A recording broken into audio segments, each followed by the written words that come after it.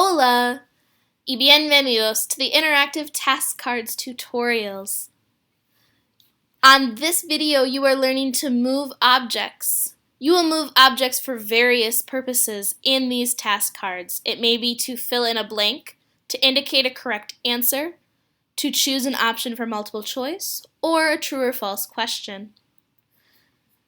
When you have a fill in the blank, you are going to move your correct response onto the white space or the line to fill in that blank. Questions that ask you to move the circle to indicate your answer. You can move just like that. Any of these shapes can be used, they can be moved.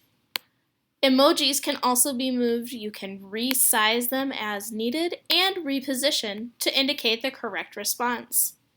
If you ever want to move something back to the starting place, you can use the undo button, or you can use Command or Control Z on your computer screen to undo the last action you completed.